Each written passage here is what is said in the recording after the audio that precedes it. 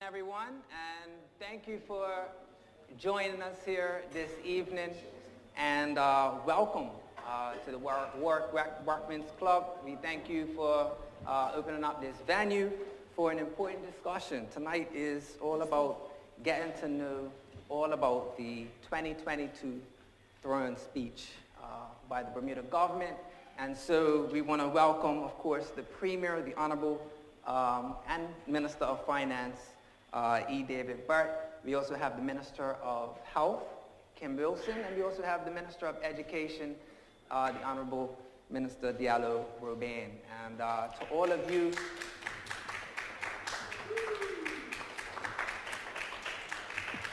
warm welcome.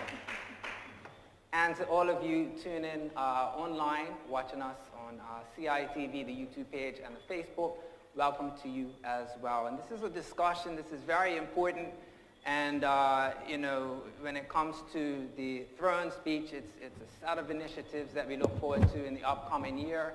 And we want to use this time to really maximize the time to understand and to dive a little bit deeper into all of the different topics. And so the format is going to be, we're going to have a very cool video for you to watch in case you didn't make it to the throne speech, or you didn't get to read the document in full. We're going to catch you up to speed on that.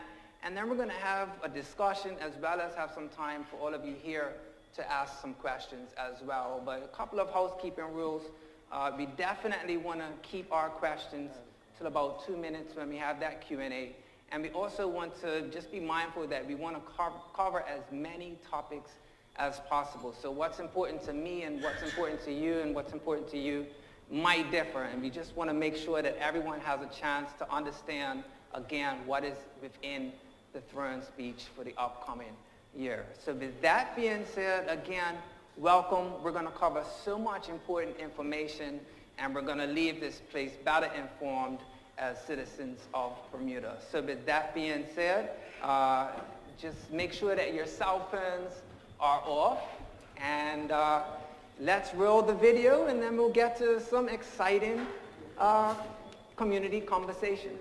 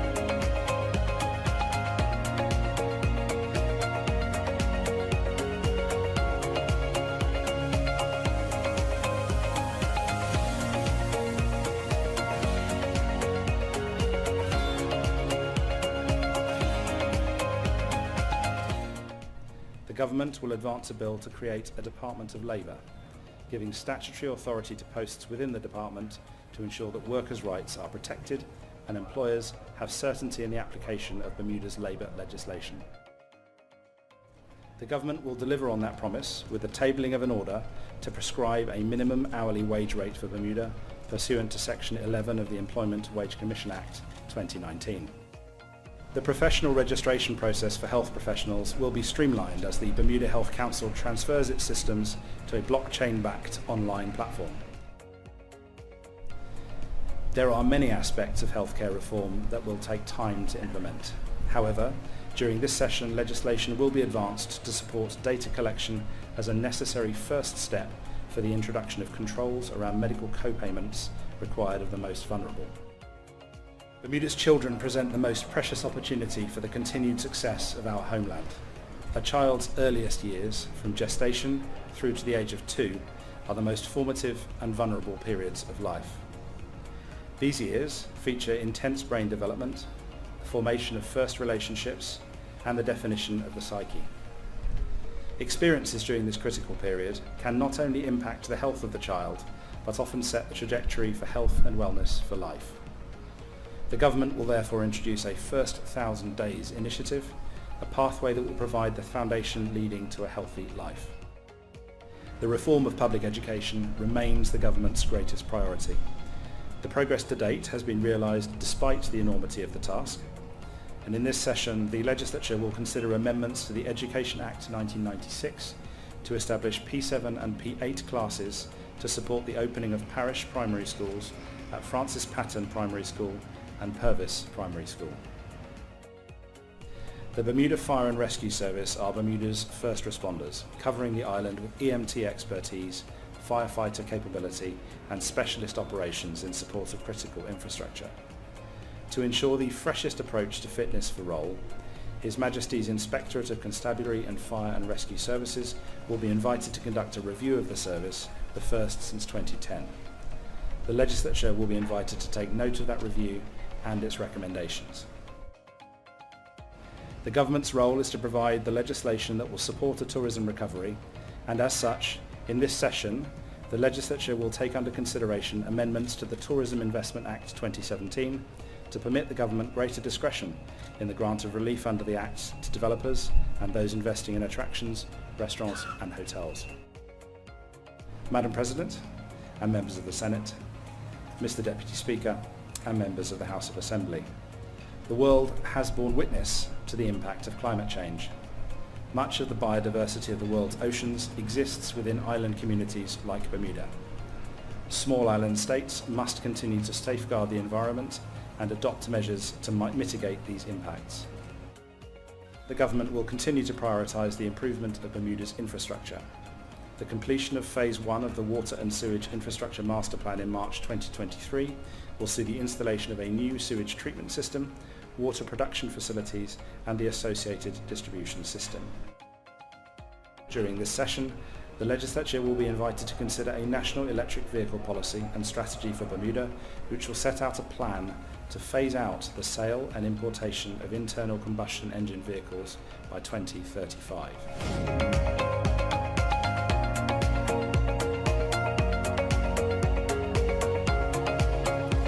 To meet the challenges that confront Bermuda, the government has set out a clear legislative path that touches all aspects of our society. The health and well-being of our people of Bermuda remains a priority for this government. This government's commitment to Bermuda's children and young people hasn't changed. The government has already demonstrated its commitment to providing support and assistance to the people of Bermuda in mitigating the impact of rising global inflation. The measures of which were outlined previously, which were passed in the last session in regarding the duty reductions for essential goods, have been brought into force. During the upcoming session, the government will also introduce pesticide safety regulations under the Pesticide Safety Act 2009 to reduce cancer risk. As we have been clear from the beginning, the goal of education reform is to reorient the Department of Education to be even more nurturing and empowering in order to sustain the transformation of our schools. Support for our future children is support for our future Bermuda. But babies cannot speak for themselves during this period of critical development, so we will work with parents, caregivers, families, and educators to give every child the best start in life. The Ministry of Finance has worked with Quangos to achieve better financial accountability and ensure that these entities are operating in as cost-effective a manner as possible. The formation of an education authority has always been part of the government's education reform. The key element of any education reform is establishing system governance arrangements that are fit for purpose and fit for the future.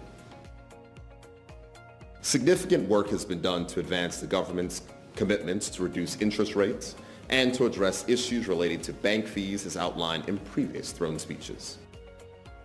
Universal health coverage continues to be a key objective for the ministry and for Bermuda, and we recognize that many aspects of healthcare reform will take time to implement. However, during this session, legislation will be advanced to support data collection as a necessary first step for introducing controls around medical co-payments required for those in our population that are most vulnerable. As highlighted already, this government recognized the importance of ensuring effectiveness and efficiency as part of its fiscal and economic strategy. However, it is realized that further streamlining is necessary to enhance Bermuda's competitiveness and promote greater efficiency under the Companies Act 1981. As licensing and regulatory requirements in other areas have been put into place or strengthened, there has been limited evaluation of the related corporate approvals that are under the Companies Act to determine if they are still relevant or required. A detailed review of the Companies Act and the permissions that are required by the Minister of Finance under the Companies Act has been completed. Specifically, the need for continued ministerial approval for proposed actions and transactions. Steps are being taken to progress a critical aspect of this reform, which will reflect this government's commitment to a fairer, more equitable society and bring Bermuda's social insurance system in line with other countries around the world. In relation to social insurance contributions, it is intended that contributions will be changed from the current fixed rate for all persons, regardless of income, to one that mirrors other countries in the world where social insurance contributions are paid as a percentage of earnings. The effect of this change would be to increase the take-home pay of low-wage earners, while having high-wage earners pay more into the fund. The History and Legacy Working Group was formed with the remit to provide a report on how we can record and preserve the rich and powerful history of education in Bermuda. The recently announced Mortgage Guarantee Program is an initiative which allows eligible persons to get discounted mortgage rates on the basis of a portion of their mortgage being supported by a government guarantee.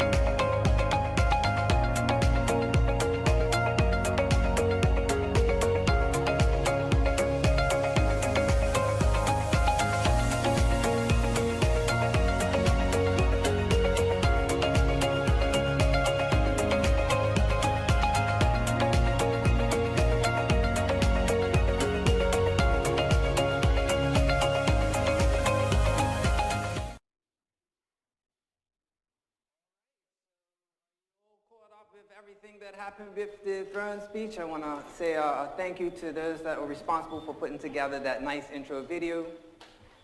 Also in the beginning, I forgot to say good evening to our MPs sitting up front, also our media who is here in the back, and if you're watching, the view from here is beautiful. This is a real representation of the community.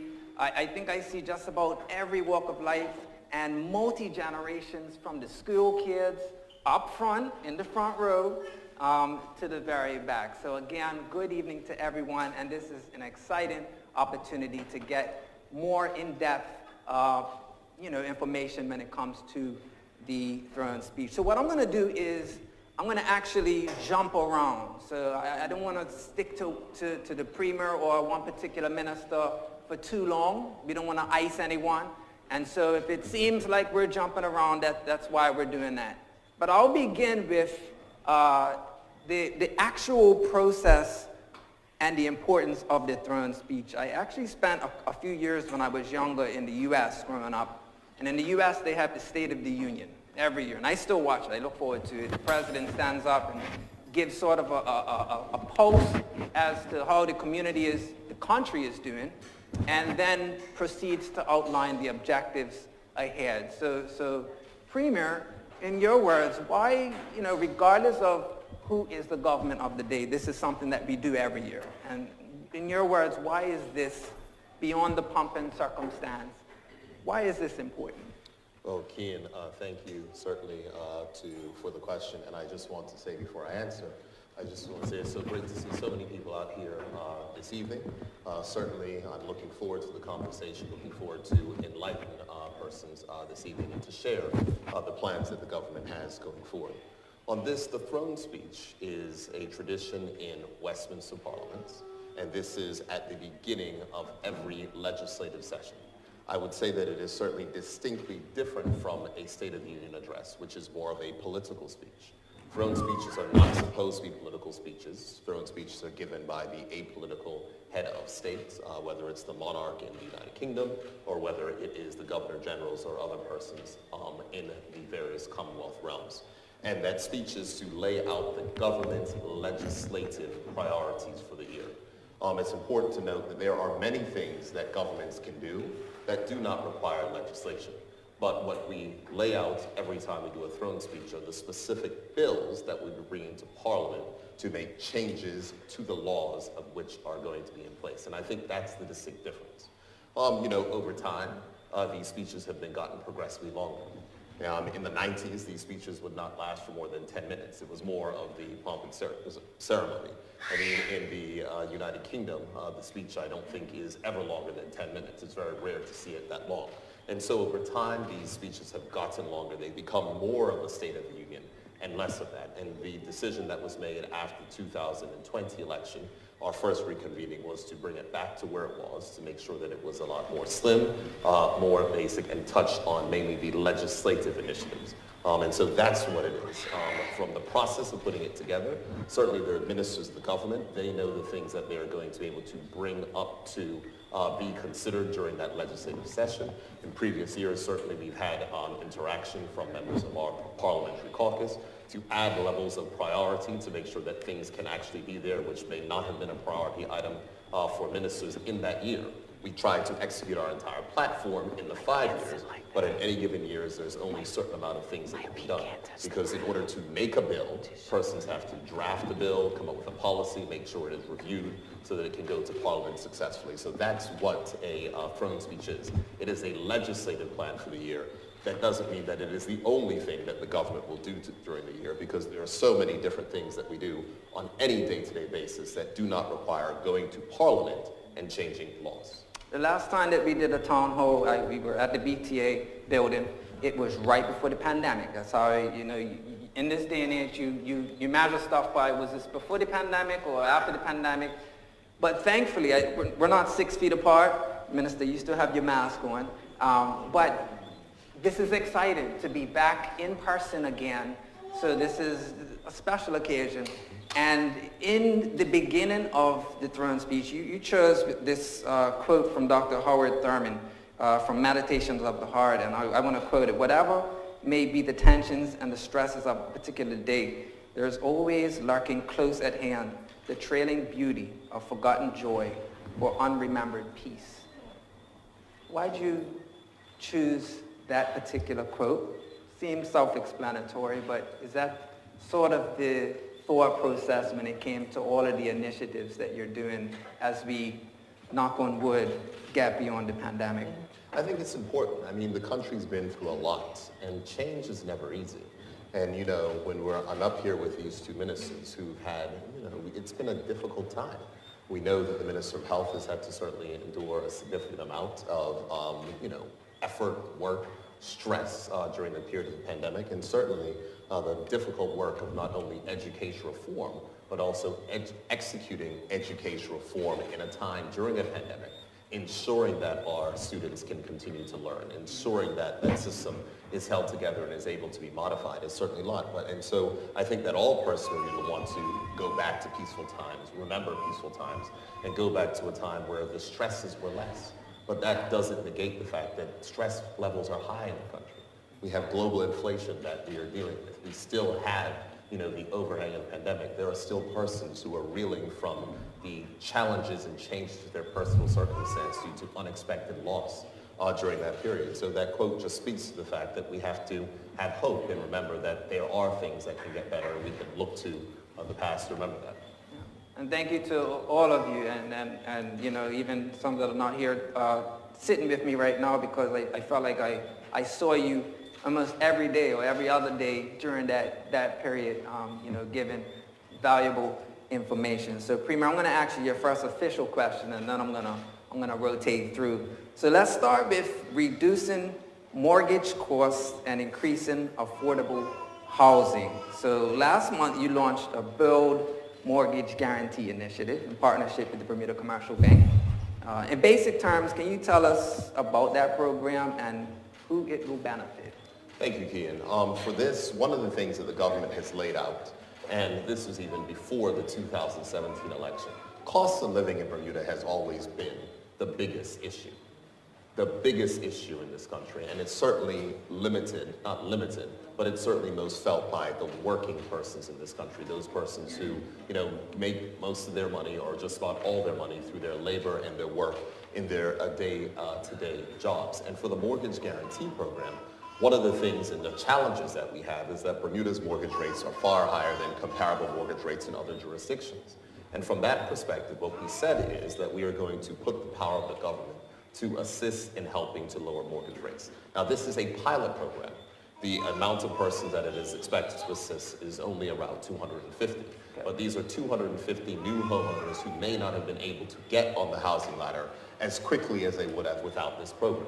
Now, the first phase of it is open to new home buyers, persons who do not own property and are looking to get on the ladder. And since this has been introduced, where we're looking at reducing down payments by half, because down payments are typically 20%.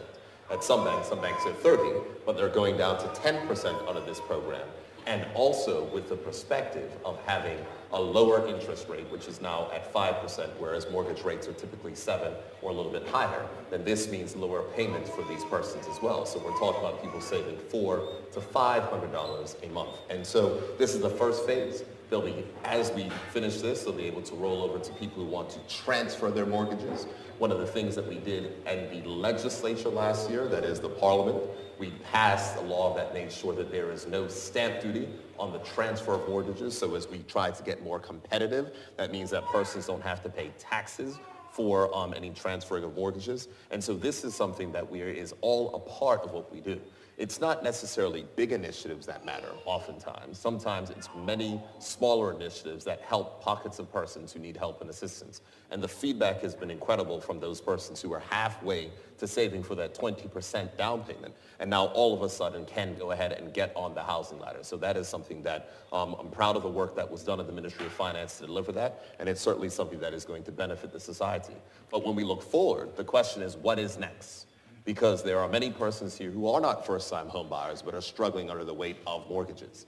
And what is brilliant about Bermuda is that we have international companies here that are some of the best mortgage risk providers for the United States. So those big companies on Pitts Bay Road are using their knowledge to reduce mortgage rates in the United States.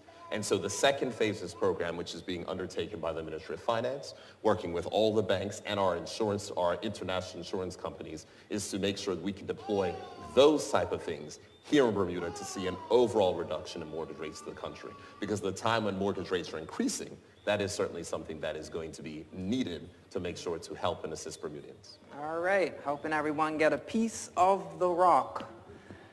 So we're going to shift over to health. Minister Wilson, this is something that I'm very interested in, and it's the first 1,000 days. So that's, you can do the calculations, 365 in a year. That's the first 3 years of life. Two. It includes gestation. Okay, oh, gestation, okay. So the program is the first 1,000 days. So what is this program in a high level? Thank you, Qian, for that question. I suspect that the majority of people in this room are parents and or grandparents. Yeah, I know that. You mentioned that's why you were late this evening. That's why I came in at the last second. Exactly. So this initiative from the government is critically important for the development of the first 2 years of life. Again, it includes the gestation period and then the first 2 years of life, hence the first 1,000 days. And what that will include, it will build upon an existing program that we have with respect to the health department, where nurses go and visit mothers at different touch points, 6-month checkup, et cetera, et cetera.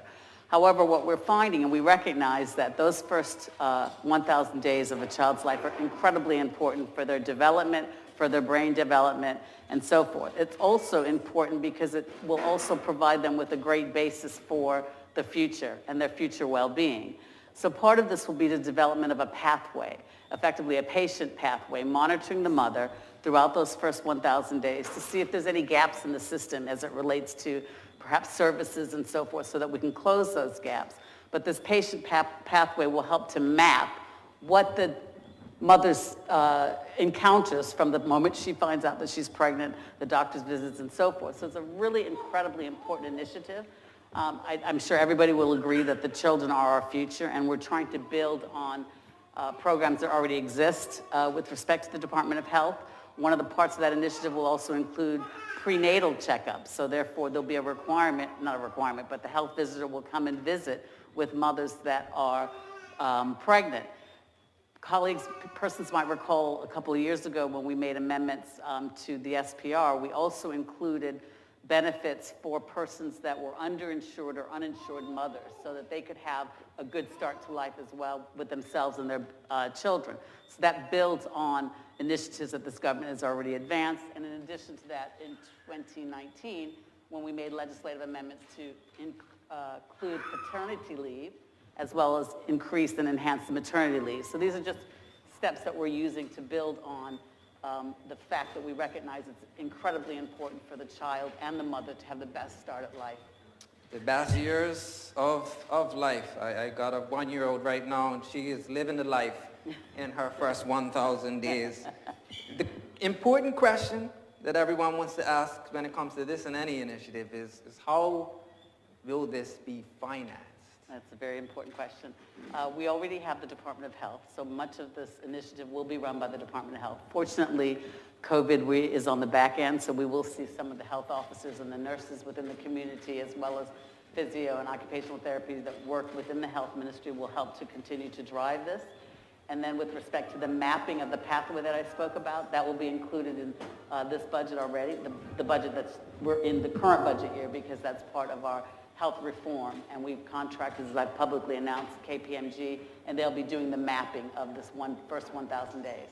Okay, exciting stuff happening within your ministry, and I look forward to asking about the new hospital program in just a bit. But we're going to jump over to the Minister of Education, the Honorable Diallo Rabain, and the redesigning models of learning, teaching, and schooling, the parish primary schools, signature schools. We've heard all of these buzzwords. And, the first question when it comes to all of this, redesigning of the school system in September 2022. So this is very recently. We saw signature senior schools featuring signature learning programs open at the Barclay Institute, I have to say that right, and Cedar Bridge Academy. So, Minister of Education, this marked a new chapter in education reform. So can you tell us about how things have been since the launch of the signature learning programs? Well, thank you, Qian, and I hope there are some people here that were there to help us welcome our students in. We did something different this year, and we had community members, parents, the teachers, and everyone, and we invited everyone that had helped us to develop this over the last 30 months to actually welcome our students into the schools. And so the hallways were lined and people were clapping and cheering as our students walked in. So it was a significant thing to get them to understand that they are going into something completely different from everyone else. We got questions back from students who were in S2 and up, was like, how come we didn't get this when we came? And so it's something that we want to continue on that tradition. So for those who are unaware, that we introduced 2 signatures at each one of these schools, finance and insurance services at the Barclay Institute, and health and social services. And at Cedar Bridge, we introduced STEM, and of course, the one that everyone was excited about, trades and business services. So we've been getting good feedback. We've been monitoring what's been going on there, and we continue to develop that curriculum as well as future curriculums as we move forward. We've gotten good monitoring of what's going on within the school system, and we should be looking to come up with some more videos. We will be going into the classroom, recording what's happening in the classroom, and putting out some of that information for persons to see, so they can see exactly what's going on inside of those classrooms. Okay, and it's been highlighted that signature learning programs focus on authentic, real-world, hands-on learning experiences. And so what are some of the things that we can expect students to experience within these programs? Well, the purpose of the signature programs is it takes up 30% of our students' academic career while they're in school. So 70% will be spent on the traditional math, English, social science, and science, and the rest of the curriculum. So 30% of the time will be spent in the signature. And the idea of the signature schools is that when our children leave our schools, they not only have a diploma that says they've graduated from high school, but they also have things like micro-credentials, international certifications, internships under their belts, potential apprenticeships. They'll have experiences in the particular fields that they have been studying in that'll give them the opportunity to either enter into the working world directly or be more enhanced as they go on to tertiary education. So the idea is that our children leave our schools without trying to figure out what it is that I want to do. When they leave, they already have exposure to those types of things while they're in school. And I think it's critically important for us because one of the questions we kept getting asked was, well, what if my child goes to one school and they don't like it and they want to go to something else? That is still an option that is there. We have a transfer option that exists now. They'll be able to transfer from the Barclay to Cedar Bridge. As we move this forward more, we are looking at the ability for students to be at one school and actually do a major signature at one school and a minor signature at another school. And so we're looking to, that'll be introduced by technology or actually getting, providing transportation to go between school to school. But as it stands now, once you go to the Barclay Institute, you'll be doing either of those two signatures, and the same with Cedar Bridge Academy. When you do transfer, you will still get the benefit of that signature, but you will not get the full 4 years. Because unlike college, we can't hold you back a year or 2 years just because you want to get the rest of those two. But the credits you get at the previous school will transfer over and you'll still be able to graduate on time. You just may not get the full exposure of that signature as you would if you were there for the entire 4 years now, but eventually 5 years. So huge transformations within the senior level. And of course, in March 2022, this year, you announced also that the necessary work was also underway to open the first parish primary schools. Yes. In September 2023. So after this year, we're going to see the first of that. Can you give us an update on where the ministry stands with this? Yes. To bring people who may not know, the two parish primary schools that we've selected, Purvis Primary and Francis Patton. And currently the teams are busy working, getting that information together. The system transformation teams are busy doing the work that is necessary for us to be able to get to those parish primary schools. We've been doing quite a bit of work over the summer and in September. Some of you who have been out there would have seen us in the field because part of this redevelopment is what we call co-design. It's critically important for us to have the feedback from the public and our educators and our parents and our community partners to say what it is that they want our children to learn while we push forward and say this is how we can get that done. And so we've been in the field and we've been talking to people and accepting those recommendations. The teams at Purvis, the teams at Francis Patton have been very, very hard at work. And a big shout out to Principal Cox and Principal Jacobs at Purvis, Principal Cox at Francis Patton, and they're phenomenal teams that they have been working on this. We've started. We'll continue to work. In January is where they start to develop the curriculum, the curriculum that will be in the schools. And I believe it's around February, March, where we will start talking to the teachers and getting them ready for how those schools would be. There's also a bit of infrastructure that needs to happen in those schools because in September 2023, we will begin with P1 and P7. In 2024, we'll have P3 and P8. In 2025, we'll have P4 and P5, and that's how we'll continue to move that along. So we're preparing for P1 and P7 to be introduced in September 2023, and we are on track. All right, thank you very much for that update. Education is so important, and we have to get that piece right. So good luck with all of that work that you're doing.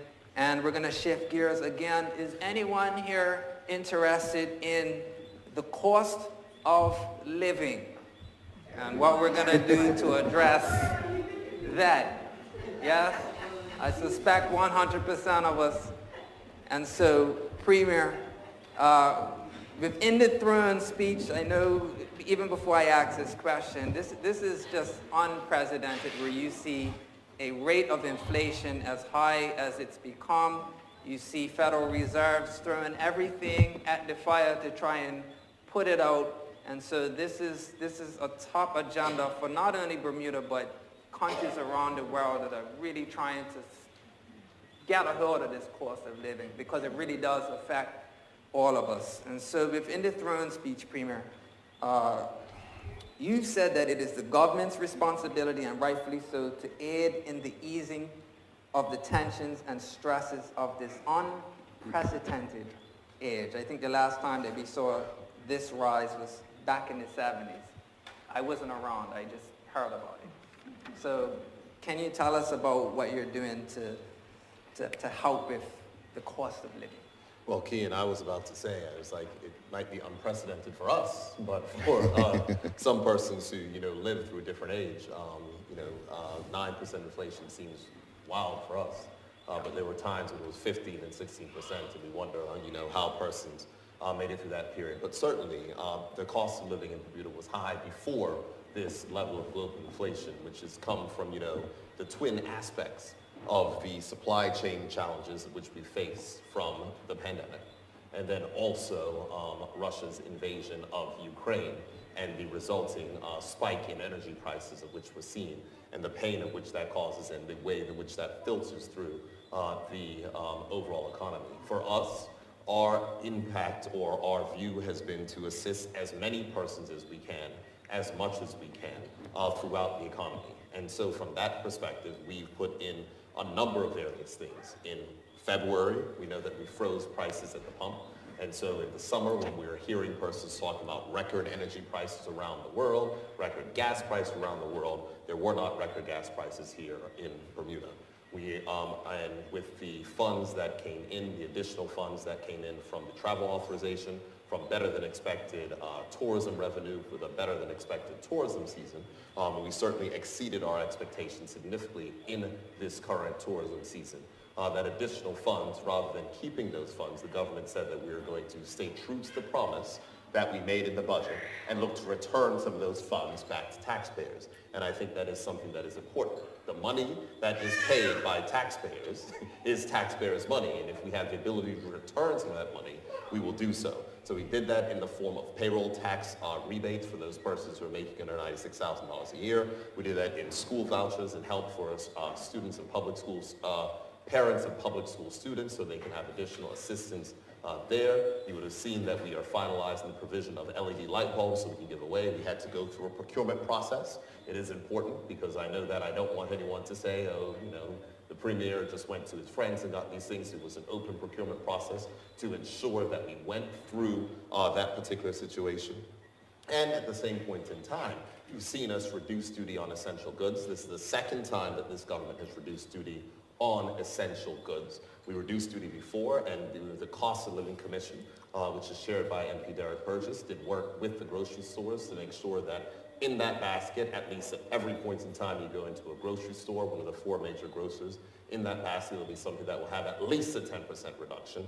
And we know that the supermarkets are going to be competing to try to bring that cost down even further. And when we see costs that are changing, costs will flow through. It is going to certainly, when we're seeing lower energy costs, because I think it's important to remember that electricity costs in supermarkets will also affect prices. Now in October, electricity costs, the fuel adjustment rate did go down by 15%. As gas prices continue to stabilize a little bit, there'll continue to be some more relief there. But that is the space where we're working. But I'm not going to try to pretend that we are going to be able to make as much of an impact as people want. Things are tight. They are tight from the government perspective, where there were unprecedented amounts of funds that were borrowed during the pandemic. $200 million had to be borrowed to cover Morgan's Point. We know that we've had to pay over $40 million in guarantees to the airport. There's a significant amount of stress and pressures on the government's budget. So at the same point in time, we're trying to aid and help persons as much as we can. But the most fundamental help of which we can give is tax reform for working persons. We have lowered the tax burden on working persons since we've come into government, and someone who's making, an average Bermuda Industrial Union salary over the time of which we've been in office have paid $5,000 less in taxes alone. When we talk about the modification of the social insurance system, that is to make sure that working people pay less, which is similar in other jurisdictions. And there needs to be greater reductions in taxes for working persons to make sure that persons have more money in their pockets so that they can ease the burdens on their day-to-day lives. I flinch when I go to the grocery store. I do too. Will government offer any other relief packages? Winter is coming to families and seniors during this upcoming winter season. It remains to be seen. We are certainly in December 2nd in the House of Assembly. We will be giving a mid-year update. We're going through that right now in the Ministry of Finance, looking to see where we are insofar as our budgets. But I think the most important thing to recognize is that this government wants to make sure that we maintain fiscal responsibility. And fiscal responsibility means that we have to maintain our budget targets. It will not be any short-term help. For instance, if we say our budget deficit was supposed to be this much this year, because it's important to remember that Bermuda's government is still in a deficit. It is vital, and we're not going to make it to a balanced budget for another 2 years. But it will be bad public policy and financial policy if we were to exacerbate the amount of money which we're borrowing now. We're still borrowing more than most persons would want to in order to provide that relief. So it is important that we maintain our budget targets to make sure that Bermuda's debt doesn't get downgraded in any way, shape, or form, because a downgrade of the debt leads to increased interest costs for everyone, and so there is a delicate balance that we have. So we'll see what happens, and I'll tell everyone to stay tuned on the House of Assembly when we release the pre-budget report and give the statement on the government's finances on December 2nd.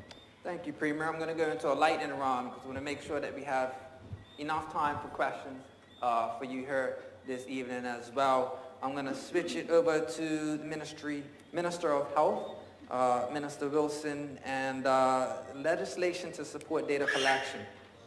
So, is the government regulating co-pays? Thank you for that question. The Premier, as you indicated, has indicated that part of the throne speech is to lay out the legislative initiatives for this particular legislative session. And what government is looking at is the collection of data as the first element as it relates to regulation of co-pays for our vulnerable citizens. Let me pause for a moment. I'm sure as a community you recognize that one of the objectives of universal health care is to ensure that persons that are underinsured and uninsured have the ability to seek medical attention when they need it in the appropriate atmosphere, in the appropriate environment at an affordable cost. And regrettably, what we are seeing is that persons, particularly again more vulnerable that are underinsured or uninsured, are seeking treatment at the hospital, which is far too expensive for the needs in which they're serviced, that need to be serviced. So we are looking at collection of data so that we can see what the starting points are insofar as a proper analysis, so that we could look to the regulation of co-pays for the vulnerable individuals. And I provide that caveat because everyone's insurance is different. Certain insurance, depending on the provider and depending on the nature of your insurance, we're not looking to regulate co-pays with respect to that. We are looking to provide something that will assist those individuals that are particularly vulnerable and in need, that are underinsured or uninsured within our community. Okay, and congratulations on the new rollout of system within Pearl. Pearl is the name of it, and it is using a blockchain-enabled platform. I'm sorry, I thought you were speaking about the hospital system. Oh, okay. So this is a different professional registration. Yes. So this is a different network. Correct. Different system, Correct. and it uses blockchain. Correct. Which is something that, I remember having a conversation with the Premier maybe 3 years ago, and he was talking about this blockchain. Right. I think I've caught up to how it all works. But what is the benefit of moving to a blockchain-enabled platform? Thank you. Right now, all of the medical professional registrations, and there's about 28 of them. So if you think of every medical professional entity, they have a particular board and they have to go through registration. And the registration is controlled through the Bermuda Health Council. And believe it or not, it's still paper-based. So for example, if you're registering, you have to provide your continuing education requirements, your certificate of status, a number of documents, and they have to be filed on a regular basis. By moving to a blockchain mechanism, they'll all be filed in one particular server that is confidential.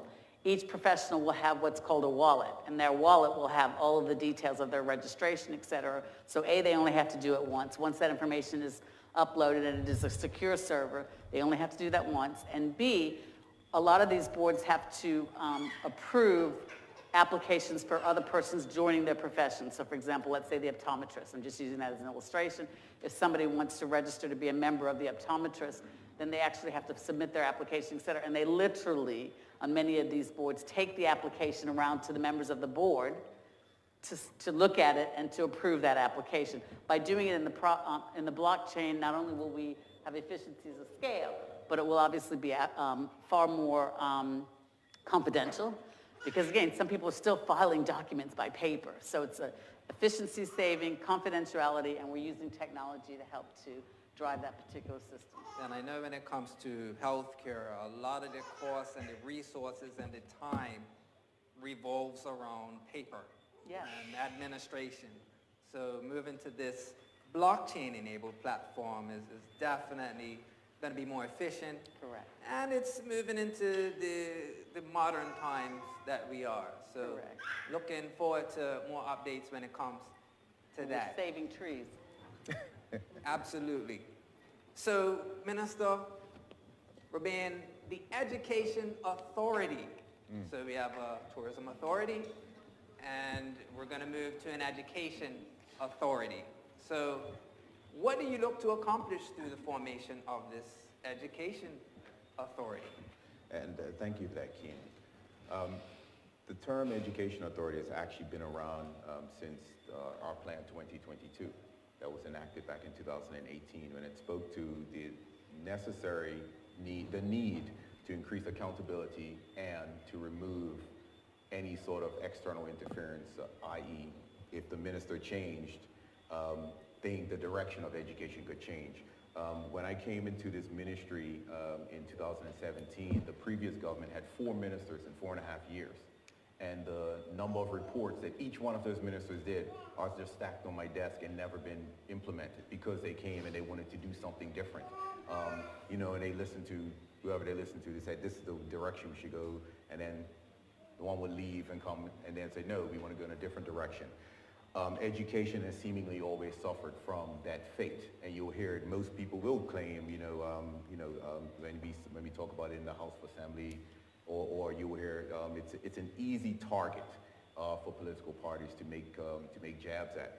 And so the creation of an education authority then puts the education and the direction and the strategic plan of education into an authority that operates at arm's length from government. The idea is to create a quango that will be staffed by or led by not only just educational professionals, but persons who are also capable of running companies or business, because you actually need to have that in place as well. And so when the question is asked, when people always say independent education authority, and I've always challenged people to actually find where they've actually heard me say that. I've never said independent. That's something that's always put in my mouth. The fact that an independent authority is one that operates on its own, generates its own funding. An education authority will not be able to do that. They will always be funded by the government. So there will always be that tie where they'll have to file proper audits of what it is that they're doing with their funding. There's no intention, and there's no intention for there to be any direct involvement of the government in how the education authority runs. And the legislation that we want to put in place will actually create that barrier. And so we're looking at a entity that will run education, filled with, and the Department of Education, all of the operations will move to that entity. The ability of that entity to be unencumbered by some of the bureaucracy that happens to be within, operating within the government sphere will actually be removed. And we will have a more we will see a more efficient running of education. We also want to create more autonomy within our school systems and create a more nurturing environment where it's a more bottoms-up approach to how our schools operate versus what some people would say now is really a top-down approach. You have a few people at the top that are saying do this, and you have the people that are on the ground saying, okay, how do we get this done? If you were here, you'd see it doesn't actually work here as it does there. So when we talk about autonomy within our school system, one of the things that we've recognized is the inequality, or it's not equitable across how we actually fund our schools. So we'll get persons who will say, but what about this school? It's operating really great. And what about, and this school is not. But when you look at how the schools operate, all of them are given the same resources, but that's not equitable because some of our schools require different resources than other schools. And so if we continue along this path, we'll always continue to have this separation between our school systems. And if we want to build a system that's nurturing, a system that works together, a system that looks at what is happening at one particular school that's operating well and sharing that with other schools so they can actually look at how we can incorporate some of those things. This is the ways that we're seeing of getting to that point, of creating a system where the children that are in the schools are getting the resources and getting everything that they need in order to be successful. And that is the key to the revamping of our system and creating this education authority.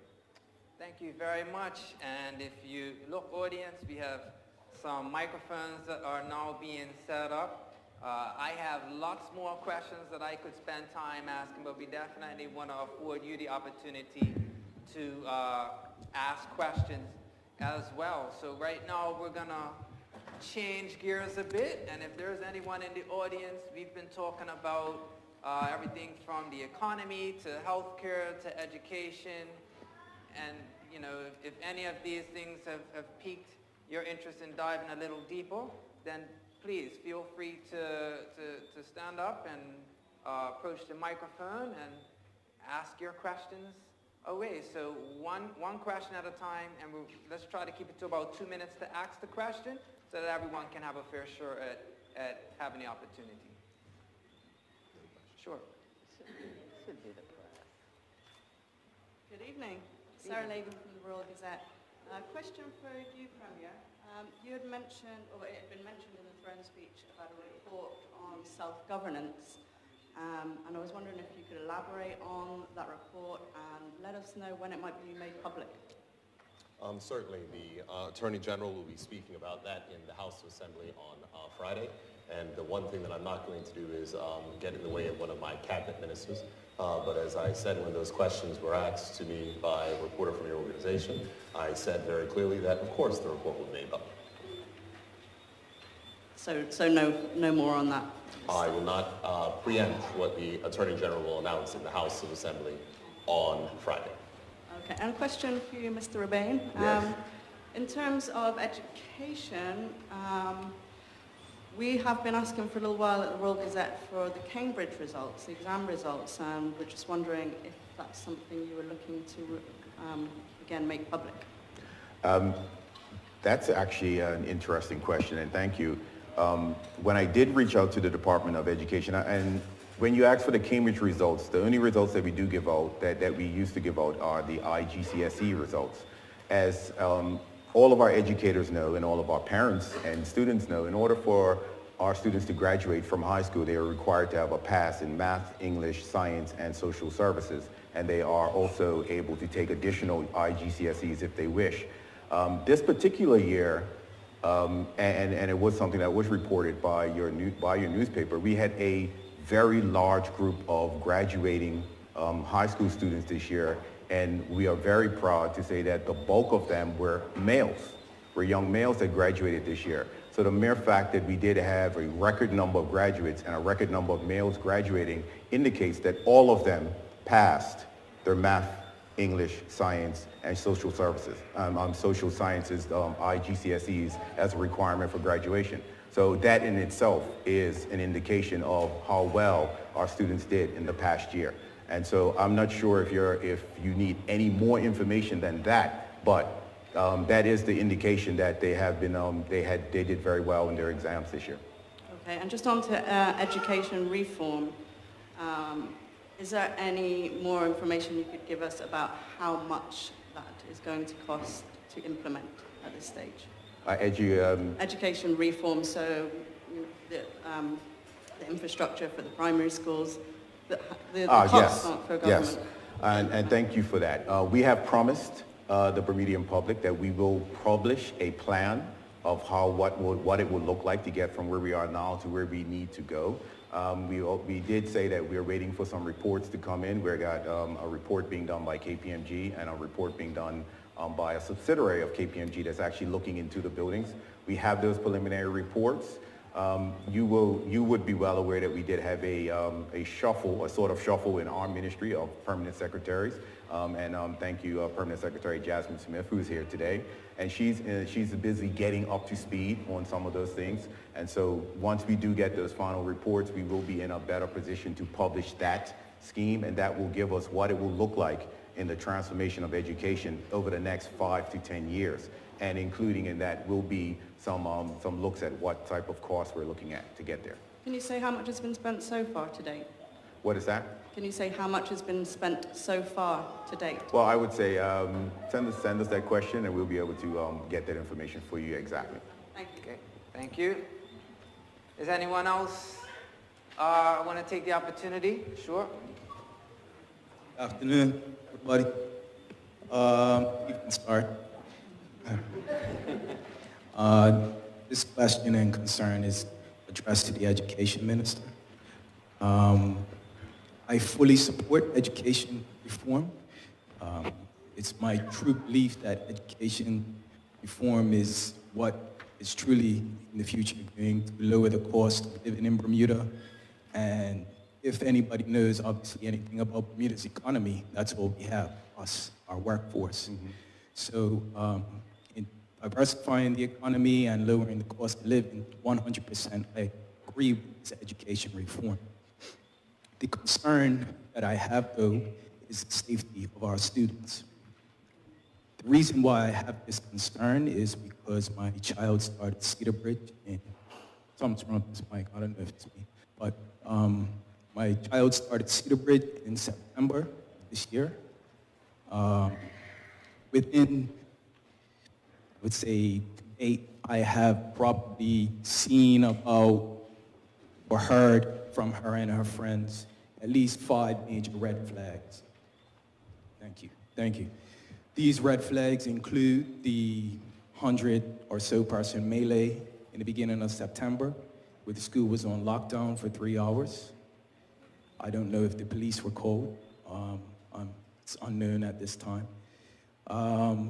The various numerous incidences of fights daily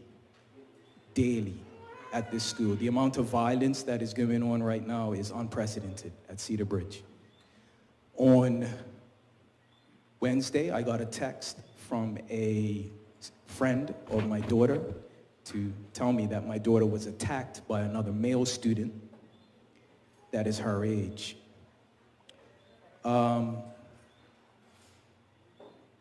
As a father myself, I had to take a back seat and think before I went to the school. And I was also, it was then that many other things were put before me. There are a significant lack of teachers for core subjects. I don't know how our children or how any of this education reform is supposed to be implemented if we're starting off with no teachers. Secondly, I was told by people that work there and are affiliated with the school that within the last 2 weeks, there's been 15 or so teachers either absent for many reasons or not at school. And also this lack of teachers has also led to this upsurge in violence where there's also the amount of unprecedented things going on because children are roaming the school without supervision because there's no one there to supervise them. I'm also told by my daughter when I look at her report card and I'm asking questions about subject matter that she has, and I note that the subjects that she has a constant, stable teacher, she has A's. All of the other subjects that she has substitutes in, I believe one class, biology, we got up to 6 when she was naming the names of the teachers, the substitutes that have been there. She told me that a paper is handed out when she walks into class. They take the paper and sit down and do the worksheet. That's why she has never been taught. So my question is, Mr. Minister, I'm on your side because I believe in public education and I need my children to be educated because I don't have the money to afford private school for my 5 children. So, sir, what are we going to do about this immediately as a priority?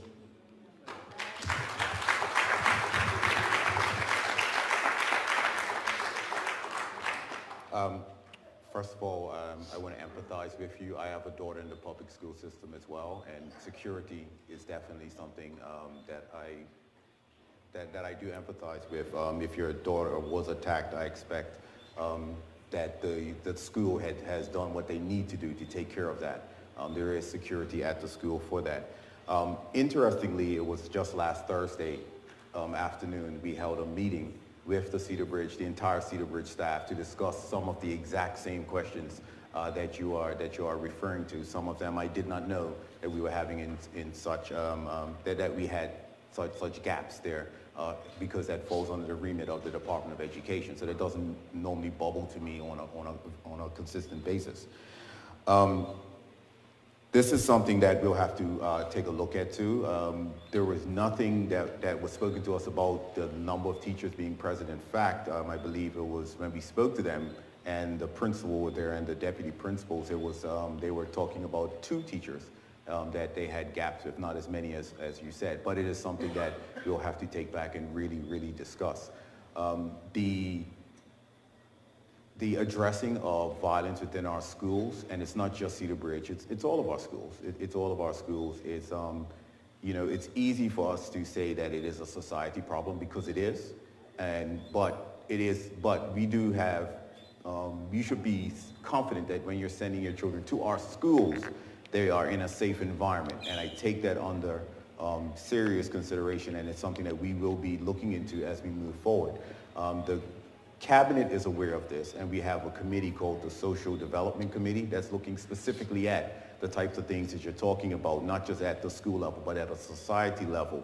I see my good ministerial colleague, Michael Weeks here. He sits on that committee as well. We're talking about how we can tackle gang violence. What are the things that we can do differently within our school system?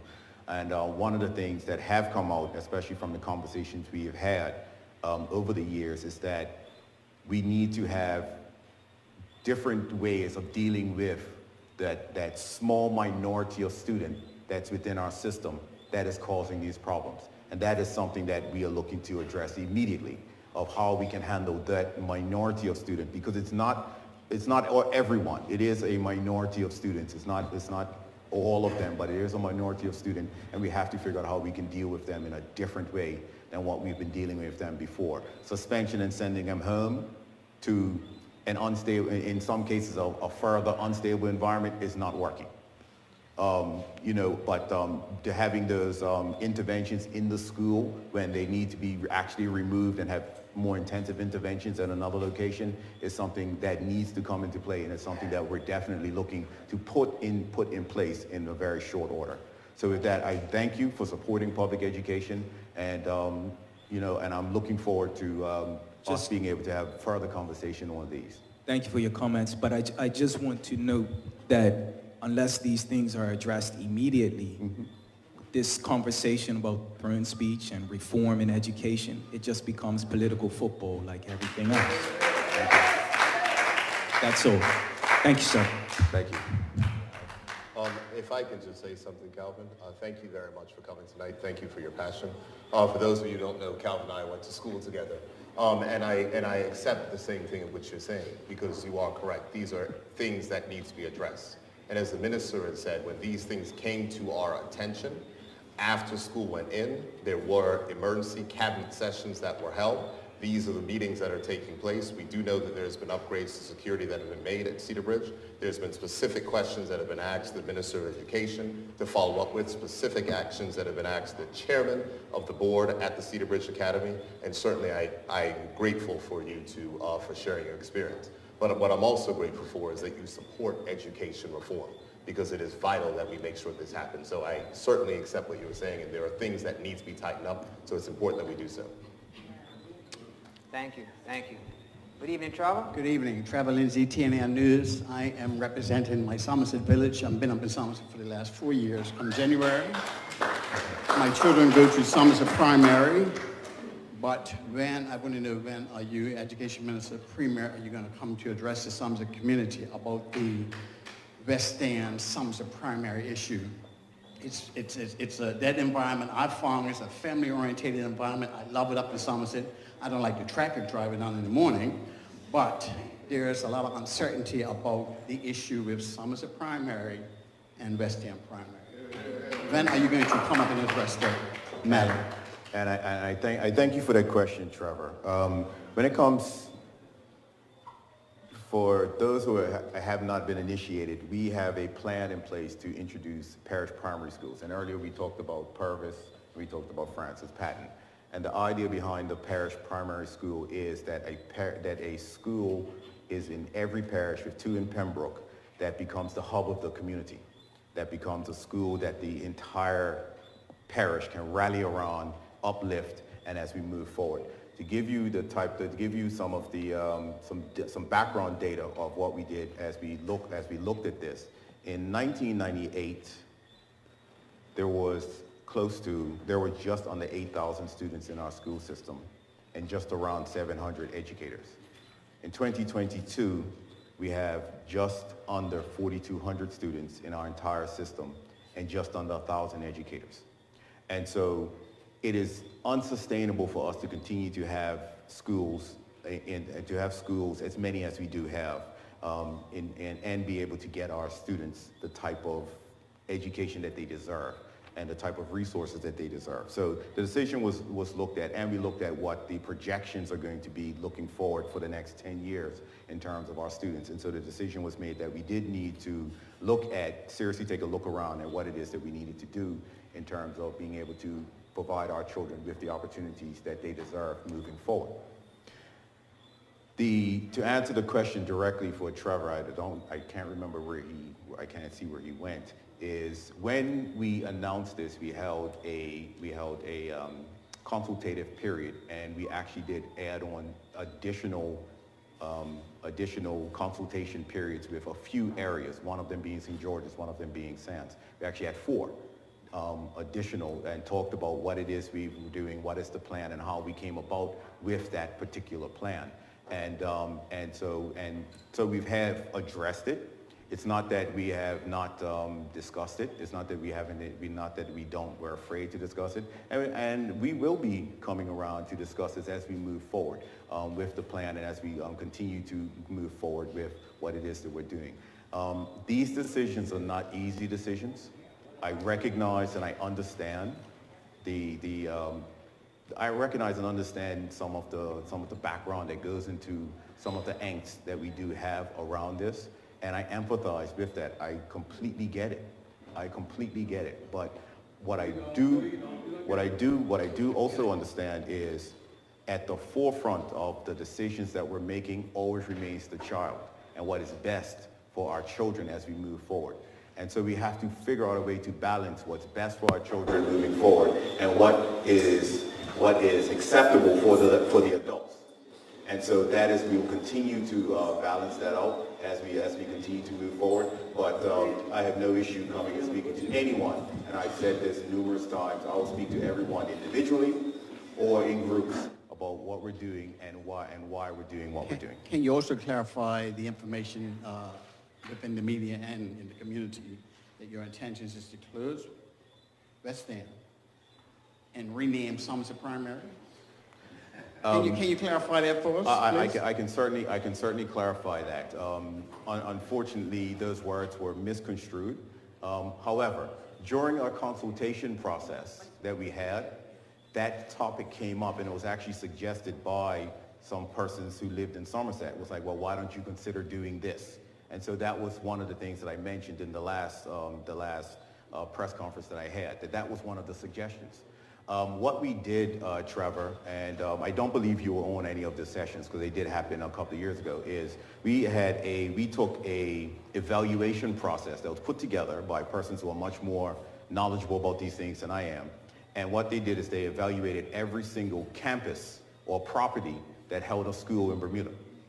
And that school, and that was then graded. And so whatever property within the parish had the highest grade was the one that was selected, because what we want to do is redevelop and build a new school. So when persons say that we're changing names of Somerset Primary and stuff, Somerset Primary, as we know it, will not exist in the future plans. There will be something different there. And we will give the community the opportunity to say, what is it that you want out of that school that's going to be there, because it's for you, the community? What is it that you want that school to be called? What is the types of things you want that school to actually have in it? And so those are the things that we're talking about. So when I talked about that, that was something that actually was a comment that came from the group to us. And so if you look at the report, you'll see that's one of the recommendations that came from the community. Thank you, Trevor. I just wanted, I'm going to start with a quote from Mrs. Nate Simmons' article. She's done excellent ones in the paper. History is important and molds who we are. It's not a minor detail. Both my grandparents, two of my grandparents went to West End Primary. My father, Dr. Glenn Bascom, went to West End Primary. I went to West End Primary, and both my daughters currently go to West End Primary. One question, I think I heard you say this in a video, that it was a red herring, this idea of the name of the school change. And if you could just explain what you mean by that term red herring, because it makes it sound like it's a small issue. It's not a small issue. There are my ancestors whose feet were not allowed to step into Somerset Primary's grounds. Furthermore, there was an assessment done. Assessment is only as good. Data collection is only as good as the question asked. As far as my understanding, there was no question related to cultural heritage of the school. There was no, you can correct me, were there questions related to cultural heritage and importance to the community in these questions where these grades were given to the different campuses? First Were there, I'm just asking a simple, I could be incorrect. Were there questions related to those issues? It's just a yes or no question. I could be misinformed, and I would like to be informed well. Historical reverence was not one of the prerequisites. Okay, thank you. And my other question was in terms of location, because I know that there was, my understanding is there were several people that evaluated each campus.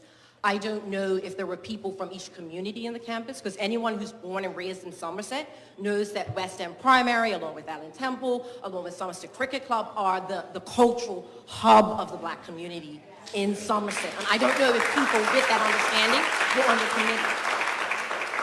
So my next question was ease of accessibility. School buses cannot get onto Somerset Primary's campus. So was proximity and where it's located in the community, was that part of the questions? I'm just asking. I could be misinformed, and if I am, I would love to know that. Were they part of the questions, yes or no? Yes. Okay, and did Somerset Primary score much higher on that? And if so, how? And you've said that you've been over this and looked at it a lot, so I assume that you have the answers to these questions.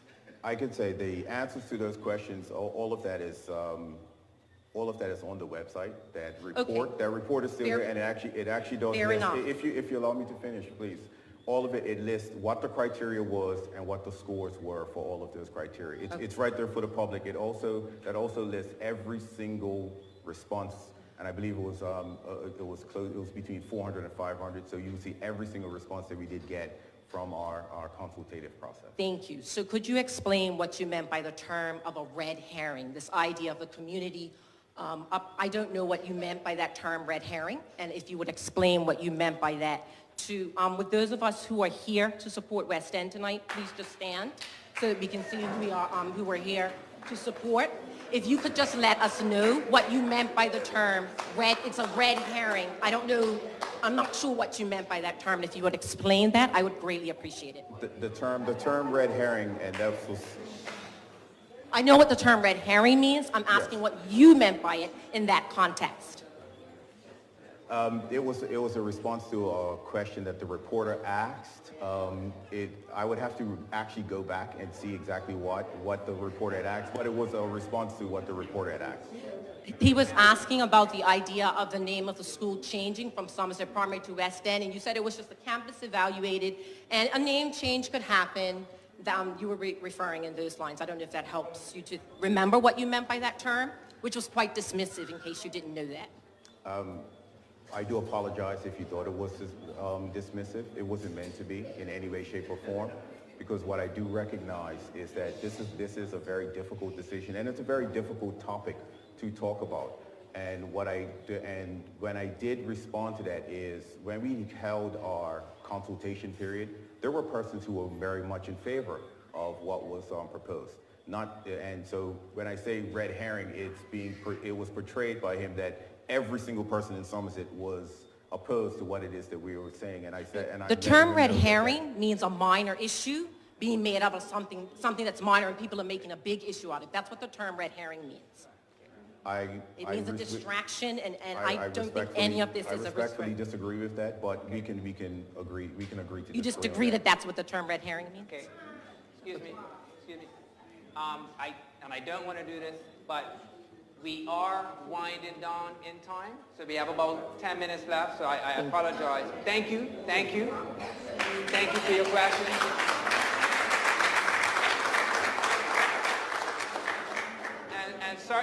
And certainly thank you to the supporters of the West End School.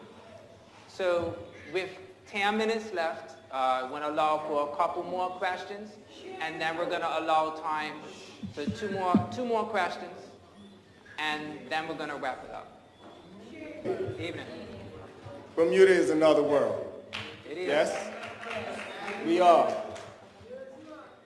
Yes, it is. This is paradise, but our paradise has been sold off from us. Okay? Health Minister, during this time, in these last few years, you're sitting up here now and you're talking about our kids' future, concerned about our kids' future. But let's go back to the whole COVID pandemic, right? When at the end of the day, masks were not required for kids. You're wearing a mask now, you're just depriving yourself of oxygen. There's nothing in this room that if it was as small as that can't get through that mask. I love the theatrics of it, but it's not necessary. You're amongst your people. Now, you're talking about our kids' future, but here we are being allowed that you're going to vaccinate from babies up. None of them need it. It is enough information out there that speaks to the fact that no kid is even going to die from COVID in these last years unless they had a very poor morbidity in them already. Okay? Mr. Premier, our country, we're being sold out all over the place. You talk about sustaining our island, sustaining our future. From 2019, we should have been thinking about if all those ships stop coming from America, how will this island survive? We are 8 weeks out. If these ships stop, on top of that, you're talking about the marketplace in these places and the high food prices. But yet they're getting the lowest grade food from the United States by charging us premium prices for these low grade food. Back to the health minister, you're talking about our health. But our food is so low grade that is factored in our health.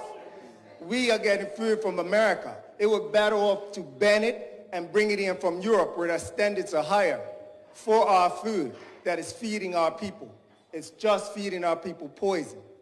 Going on, our golf courses laden with pesticides that you were talking about. Some of them are changing our boys into women. Okay? That's what's out there. If you look around Bermuda, the environment has changed. There used to be frogs all over the island. There used to be crabs all over this island.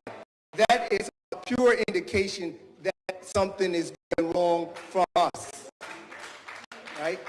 From that, we have all these golf courses around. You want to make money. Stop playing around with this whole cannabis thing. Let it be. Grow hemp. Hemp will heal the soil. Hemp will heal us. We should be forerunners of hemp and all its development. Clothing, building products, everything. Bring Bermuda back to 1609 and let us survive without the rest of the world around us. You want to bring down building costs? Let's build it ourselves. We have sold our island out piece by piece to all these international things, and then we have to foot the bill because they didn't get what they wanted. We're left hanging. We got an airport down there we're paying millions for, but yet we are doing things to discourage the actual people coming here. Okay? Our island, we need help. Education, yes. The reason why we're having all these fights in school, there's no men in the schools.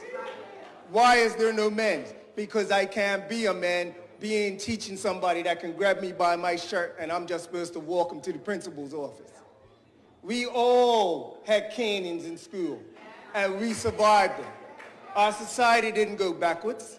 We weren't barbaric. We had canons and discipline. It was called discipline. That's what our schools lack, discipline. And from men. There's too many women being cuddling. Soft times create soft men. We are in a soft man time. Thank you, sir. Thank you for your comments. Qian, I think that... So, thank you for all of that. I've been, can we, one more crack?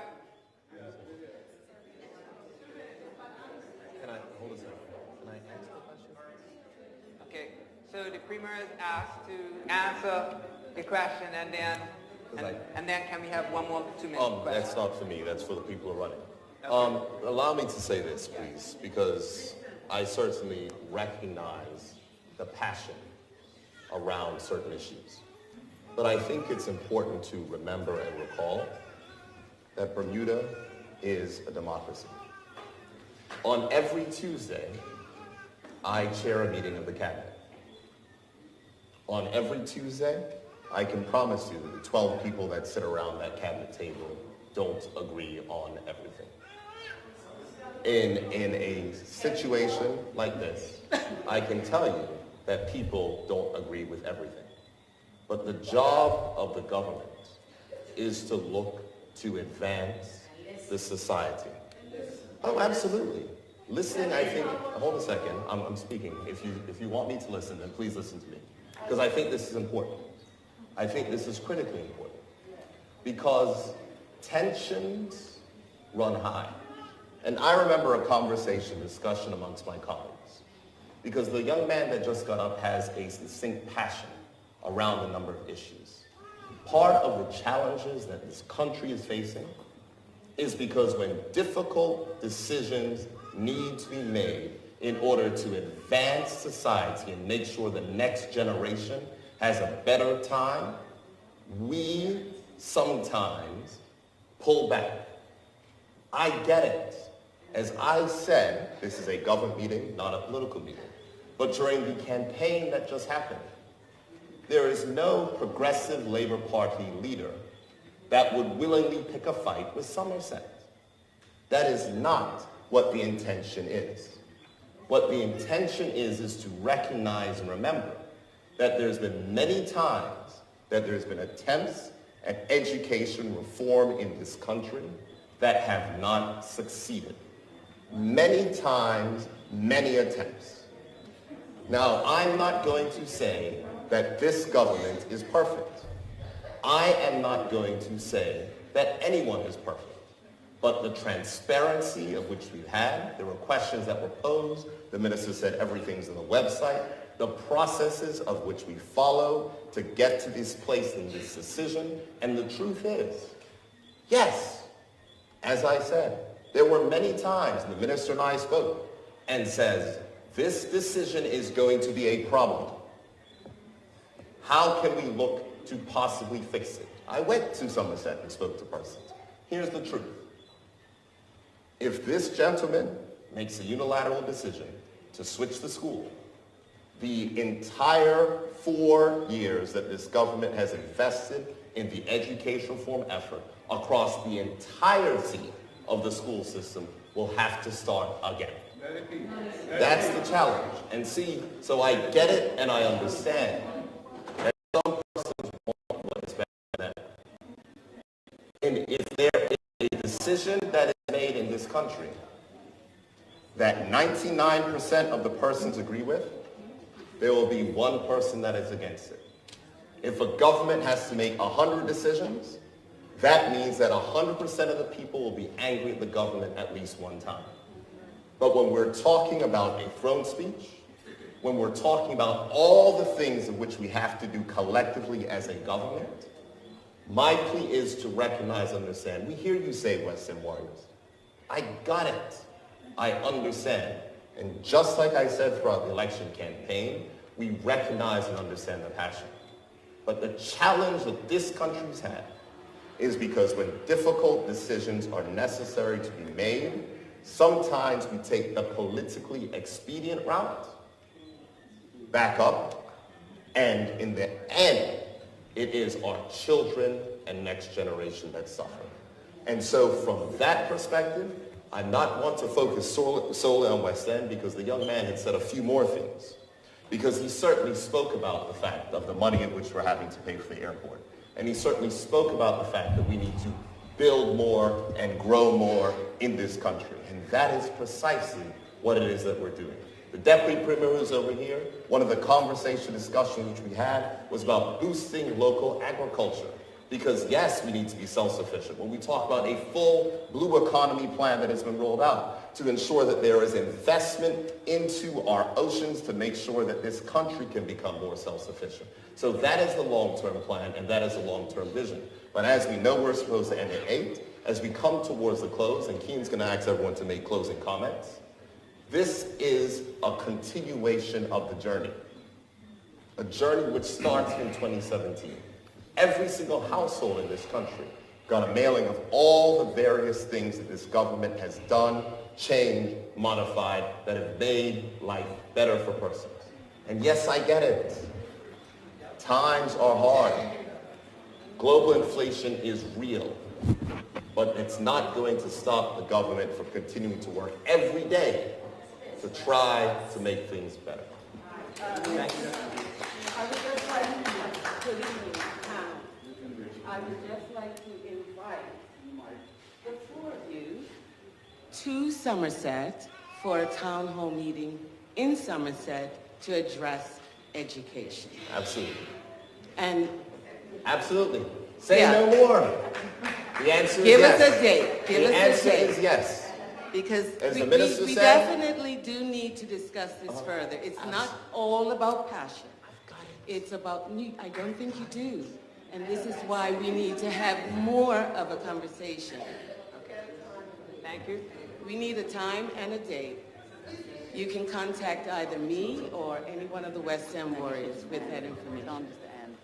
Or I can give you, I'll give you my, shall I give you my Gmail account number? we can certainly have a conversation after. So I just want to say, Premier, I'm from Warwick.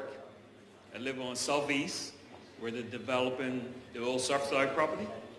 It's been a blast of inconvenience for everybody in the neighborhood.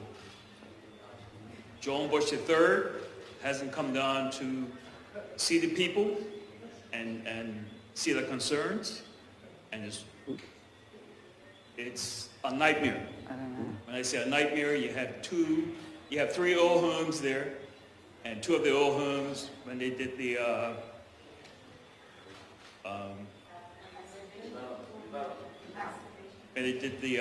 south west side of development, the drilling has damaged 2 of the homes' tanks. So you have 2 homes that have leakage. Then you have the sand up on the old Nautilus house, Mr. and Mrs. Nass's home. It's constantly filling the area with sand, and the tanks, and the roofs.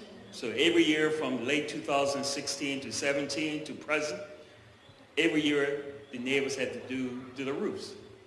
It's bad. You've been in the neighborhood, you've seen it. Well, you looked at the property. But it's a major concern for people in the southeast area of South Shore Ward. Major sand. Then you have the sand that blows from the southwest, major concern. Sweep up every day. So my address to you, that needs to be addressed. So you look at 18 months to 2 years to do a roof, they're doing it within that period of time. So those people need to be reimbursed for the roofs, whoever does the maintenance. You got 2 homes that need to have the tanks looked at. That's a major concern, Premier. So I've taken it to Roy Gazette, I've taken it to planning, and no one's bounced back to me. I don't think that's the problem. No, it's a major concern for development. So you have Cabral there doing the work. Sir? If I may, please, if I may. Sir, thank you for your concern. So yeah, I just want to put that to you. I'm done. No, I got it. Thank you for your concern. Allow me to say 2 things. Number 1, development that happens and causes impacts for persons, that is a challenge. I know that the Deputy Premier is here. You said that you've been to planning and other places that has been resolved. What I would like to do is just offer you to have a conversation with me afterwards. I don't know if your MP is here, but what I'll do is make sure to put you in touch with him, and both the Deputy Premier is responsible.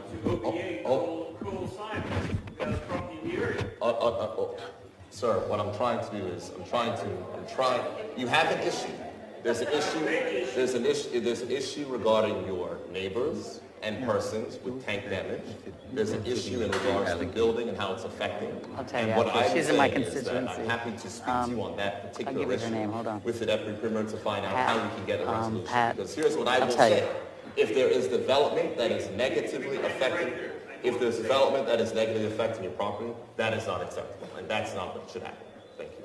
All right, so I wanna respectfully, we're over time. However, I just want to close before I give the opportunity for closing remarks. I just want to say the reason that I signed up for this is that I hoped that we would all be able to come together.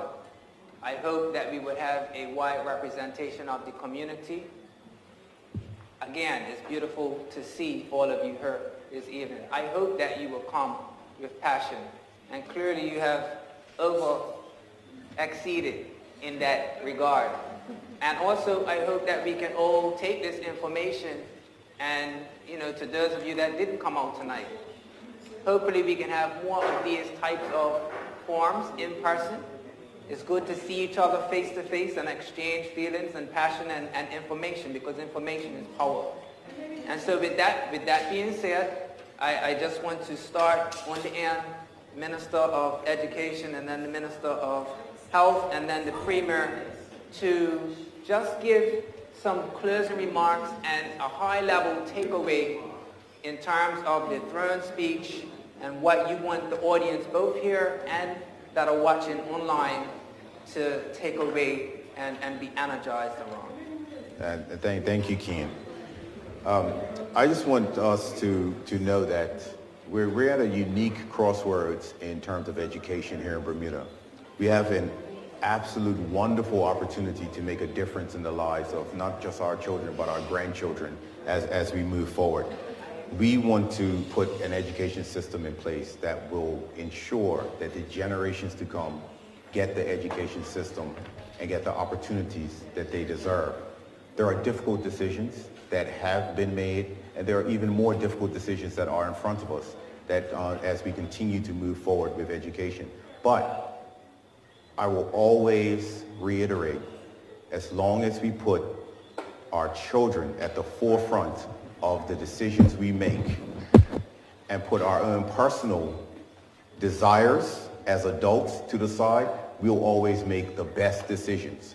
Those best decisions, as the Premier articulated, may not be the decision that you personally want. But I implore you to get on board. I implore you to come out to our sessions. I did hear some questions today that we've answered and we'll continue to answer, because the answers will not change. But we will continue to work with and try and get you to understand where it is that we're going with this. And if we can pull that together, we have, as I said, a phenomenal opportunity to make a huge difference in the next generation and generations to come. And so I thank you all for coming out. I empathize and I understand the passions. This is not, we held meetings in every single parish in this island. The passions were the same. I remember our Mr. Dickinson at the other end, when we talked about St. George's, the passions were there. You remember because you was one of those meetings as well. The passions are there, but at the end of the day, the best decisions will always be made for our children as we move forward, and everyone is welcome to be a part of that solution as we move forward. Thank you. Thank you, Minister Rabain. Minister Wilson, and can we please allow the closing remarks to be heard? Thank you, Qian. I'll be very brief. For the last 32 months, the Ministry of Health has been dealing with a national pandemic that none of us have seen before, and God willing, we'll never see it again. I'm just thrilled that I'm going to have an opportunity to advance health initiatives, including health reform and so forth, and the initiatives that I invite you to look at in the throne speech with a very hardworking, dedicated team at the Ministry of Health, who I'm certain will assist us. And I can assure you, once you look at the initiatives, particularly as it relates to the ones under the Ministry of Health, that we are building on former initiatives that will help positively impact the lives of Bermudians. So I thank you all for coming, and I invite you to read the throne speech yourself.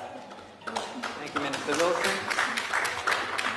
Premier Burt. Thank you, Qian. Let me say a few things. The first thing I want to do is, of course, thank yourself for agreeing to host this evening. I want to thank the hardworking team at the Department of Communications for putting on tonight's event. There are public officers. A lot of times we like to, people in the community like to take easy shots at public officers, but it is these persons who work, whether it's the Department of Communications, whether it's CITV, people are home with their families. They are out here late at night making sure they assist us in our efforts to continue to educate the public. I would like to thank the two ministers who took their time to come and join us this evening and to engage. And certainly for persons who want to engage in conversations, I promise you that we're not running out the door. So you may certainly have those conversations, and we'll continue to engage in those conversations. What I will end where I started in speaking about what the throne speech is. The throne speech are the legislative initiatives that the government has planned for this year. The acts that we will take to Parliament to amend and change laws in this country and change the way in which things happen. But what is also important is that there are many other things of which the government will continue to do which do not require laws. And I know that everyone had an opportunity to go ahead and glance all the progress that has been made, all the changes that have been made, and the changes will continue. This change does not happen overnight. When we heard and listened to what the Minister of Education said earlier, when talking about what will happen with our signature schools, I think that it is important to recognize and understand that this is a game changer in how we approach education in this country. We are looking to build a first-class education system. When we talk about the facts of when people are coming out of school, ready for the workforce, ready to modernize, those are things which I think are important. And it's vital that all persons become involved in all aspects of that reform effort. On the issue of healthcare reform, the Minister of Health has said 32 months, the ministry has been tied down with dealing with matters related to a pandemic. And she is excited to get back to items that are related to improving healthcare access, making sure we press forward on the matters for affordable healthcare, universal healthcare, and making sure we tackle some of those barriers that are preventing persons from getting early treatment, preventative treatment, which ends up costing the system and all of us more later. So I'm grateful for her efforts over time, and I'm grateful for the matters in which she shared. Because when she came into the office first, her one mission was universal health care. That was delayed, but understand our passion for that has not been diminished. And an overall matter in regards to the throne speech, this Friday in Parliament, there is certainly going to be a number of ministerial statements where the government's going to be talking about many more initiatives that aren't necessarily legislative, but are things that this government will continue to advance on behalf of the people. So what I'd like to say from you, Qian, for everyone here in the audience, thank you for your time. For those who are watching at home through whether it's on CITV or all the social items, please continue to engage with us. Please continue to share your thoughts and perspectives. And as a country, we will continue to make sure we advance while keeping in mind the needs of the next generation. Thank you, everyone. All right. Thank you, Freeman. Thank you, Minister. Thank you for coming out, and have a safe night. They're not running anywhere, so if you want to ask any more questions, you're welcome to do so.